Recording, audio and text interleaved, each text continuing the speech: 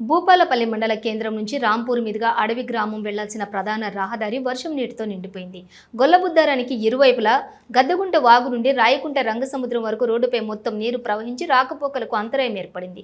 గొల్లబుద్దారం నూతన గుడి నుండి హై స్కూల్ మీదుగా పోచమ్మ టెంపుల్ దాకా నీరు ప్రవహించడంతో రాకపోకలు నిలిచిపోయాయి. ప్రధానంగా గొల్లబుద్దారం జడ్పీహెచ్ఎస్, డిఎన్, టీపీఎస్ పాఠశాలకు వచ్చిన 400 మంది విద్యార్థులు చాలా ఇబ్బందులకు గురయ్యారు. ఒకేసారి కురిసినటువంటి వర్షానికి నీటి ప్రవాహం పెరిగి స్కూల్లోనే పిల్లలు బిక్కుబిక్కుమంటూ కాలం వెళ్లదీశారు. స్కూల్లోకి వరద ఒక్కసారిగా పెరిగి స్కూల్ గ్రౌండ్ మొత్తం కొట్టుకుపోయింది. ఈ పరిణామాలను గమనించిన ప్రధానోపాధ్యాయులు ఫోన్ ద్వారా విద్యార్థుల తల్లిదండ్రులకు విషయాన్ని తెలియజేసి పిల్లలను ఒక్కొక్కరిగా తగు జాగ్రత్తలు తీసుకుని ఇంటికి పంపించడం జరిగింది.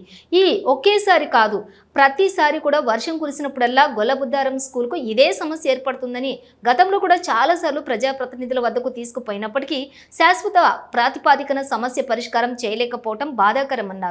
స్కూల్ వద్ద హై లెవెల్ బ్రిడ్జి నిర్మాణం చేయాలని అధికారులను ప్రజాప్రతినిధులు కోరారు.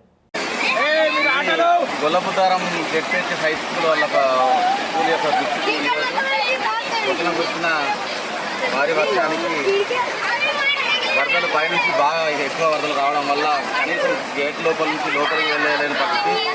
లోపల ఉన్న పిల్లలు లోపల చిక్కుపోయేది, వాళ్ళని బయటకు తీసుకున్నాం. ఇప్పుడే ఇది గత 10 సంవత్సరాలుగా ఇది కొనసాగుతూనే ఉంది. ఎన్నిసార్లు అధికారులకు మొరపెట్టుకున్నా, ప్రభుత్వానికి చెప్పినా దీనికి శాశ్వత పరిష్కారం చూపట్లేదు.